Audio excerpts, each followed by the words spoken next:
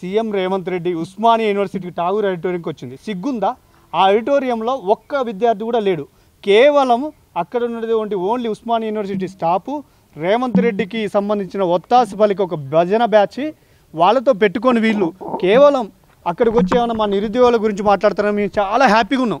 నిరుద్యోగుల గురించి ఉస్మానియా యూనివర్సిటీకి ఏమైనా నిధులు కేటాయిస్తారని మేము అనుకున్నాం. నిధులు శూన్యం, నిరుద్యోగులకి గుండుసున పెట్టిండు.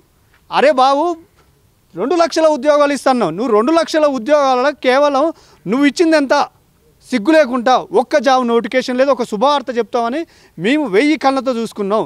అంటే నువ్వు ఒక మాట అన్నావు, ఉస్మానియా యూనివర్సిటీకి వచ్చి నేను ఒక్కనే వస్తాను చెప్తున్నావు. ఈ కంచెలు ఎందుకు నీకు? ఈ కంచెలు ఎందుకు పెట్టినావు? కంచెలు పెట్టుకొని 20,000 మంది పోలీసు వాళ్ళని పెట్టుకొని నీకు ఒక సెక్యూరిటీ గార్డుకి లెక్క పెట్టుకుంటూ ఫోజులు కొట్టుకుంటూ నేను ఉస్మానియా యూనివర్సిటీలో డీజీపీకి నేను ఆదేశాలు ఇస్తున్నా, నాకు ఎవ్వరు అవసరం లేదు డీజీపీ గారని పక్కన ఉన్నటువంటి అధికారులు కూడా సప్పట్లు కొడుతున్నారు. అంటే మీరు అధికారులు అనుకోవాలన్నా? మరి మీరు మా స్థాయి నుంచే కదా, నిరుద్యోగుల నుంచే కదా మీరు వచ్చింది. అంటే నువ్వేం సంకేతం ఇస్తున్నావు రేవంత్ రెడ్డి?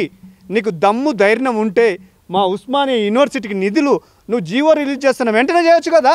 ఒక్క సోషల్ మీడియాను కూడా లోపలికి ఎలో చేయకుండా, మా నిరుద్యోగులను ఎలో చేయకుండా, ఉస్మానియా యూనివర్సిటీ మా విద్యార్థులు పీజీ వాళ్ళకి గోదావరి హాస్టల్, మానేరు హాస్టల్, కావేరి హాస్టల్కి ఎగ్జామ్స్లో అయిపోయి తాళం వేసినాక నువ్వు పెట్టుకున్నావంటే సిగ్గుచేట అనిపిస్తుంది. అలా ఉస్మానియా యూనివర్సిటీలో 25 హాస్టల్ ఉన్నాయి దగ్గర.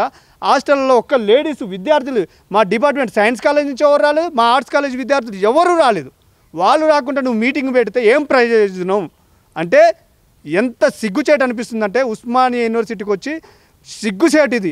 నువ్వు కంచెలు పెట్టుకొని ముందస్తు అరెస్ట్ చేసి ఏమైనా ప్రయోజనం ఉందా? నువ్వు తక్షణమే ఆలోచన చేసుకొని వెంటనే నిరుద్యోగులకి నువ్వు జాబ్ నోటిఫికేషన్ విడుదల చేస్తే బాగుంటుందని మేము హెచ్చరిస్తున్నాము.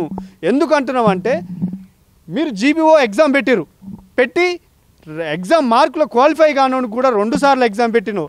అయినా అవి పోంగా కూడా ఇంకా దగ్గర 6,000 పోస్టులు ఖాళీగా ఉన్నాయి. అందులో 2 సార్లు ఎగ్జామ్ పెట్టినావు. అయినా నువ్వు మళ్ళీ వాళ్ళకి ఎట్లా తీసుకోవాలనిపిస్తుంది? ఒక్కొక్క జీపీఓకి 3 గ్రామాలు అప్పచెప్తానంటున్నావు. ఇలా దేశానికి పట్టుకొమ్మలు గ్రామాలు, తెలంగాణకు కూడా గ్రామాలే పట్టుకొమ్మలు. అలాంటి గ్రామంలో అభివృద్ధి కావాలంటే కొత్త నిరుద్యోగులకి చాలా మేము అందరం సిద్ధంగా ఉన్నాం. మేము ఫోకస్ పెడితే అక్కడ ఉన్న గ్రామం అభివృద్ధి చెందుతుంది, అప్పుడు డెవలప్ అయింది. ఉస్మానియా యూనివర్సిటీని చెడగొట్టడం తప్ప ఇంకేం ప్రయోజనం లేదు. నువ్వు మళ్ళీ రా ఉస్మానియా యూనివర్సిటీకి, ఈసారి నువ్వు పోలీసు వాళ్ళందరూ వదిలిపెట్టిరా చూద్దాం. మరే మీ స్వాగతం పలకాలే. మేము ఎప్పుడు స్వాగతం పలుకుతాం? ఈ రాష్ట్రంలో నోటిఫికేషన్ వచ్చి మా ఉస్మానియా యూనివర్సిటీలకు నిధులు కేటాయిస్తే మీ స్వాగతం పలుకుతాం, లేకపోతే ఖబర్దార్ మేము విధ్వంసం సృష్టిస్తామని కూడా హెచ్చరిస్తున్నాం.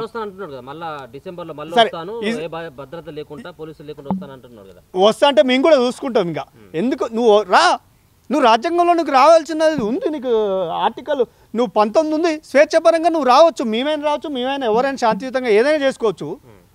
ఇలా నువ్వు సీఎం హోదాలో ఉన్నావు. సీఎం హోదాలో వస్తే మీకు ఘనస్వాగతం పూలమాలతో గజమాలతో నీకు పోలీసు వాళ్ళు కూడా అవసరం అవుతుంది. ఉస్మానియా యూనివర్సిటీ ఎన్సీసీ గేట్ కాంచి మొదలు పెడితే నీకు యూనివర్సిటీ మొత్తం తీపిచ్చి తాగురేట్లో కూర్చోబెడతాం. ఇదంతా ఎప్పుడు మార్పు వస్తుంది? నువ్వు వెంటనే నోటిఫికేషన్ విడుదల చేయి. ఖాళీగా ఉన్నాయి, ఎస్ఐ కానిస్టేబుల్ ఖాళీగా ఉన్నాయి, ఫారెస్ట్ బీట్ ఆఫీసర్ ఖాళీగా ఉన్నాయి, జేఎల్ ఖాళీగా ఉన్నాయి, డిఎల్ ఖాళీగా ఉన్నాయి, ట్రాన్స్కో ఖాళీగా ఉన్నాయి, జెన్కో ఖాళీగా ఉన్నాయి, రకరకాల పోస్టులు ఖాళీగా ఉన్నాయి. నాకడ లిస్ట్ ఉంది, నీకు చేత కాకపోతే చెప్పు. ఏళ్ళ ఖాళీగా ఉన్నాయి, మేము ఇస్తాం. పవర్ సెక్టర్ దగ్గర 6-7 సంవత్సరాల నుంచి ఇంతవరకు నోటిఫికేషన్ లేదు. గ్రూప్ 1 లేదు, గ్రూప్ 2 లేదు, గ్రూప్ 3 లేదు, ఏది లేదు. దిక్కుమాలిన వ్యవస్థ నడుస్తుంది ఈ రాష్ట్రం. నువ్వు విద్యాశాఖ అసలు గందరగోళం అయింది పరిస్థితి. ఏమి ఇస్తున్నావు సంకేతం మాకు?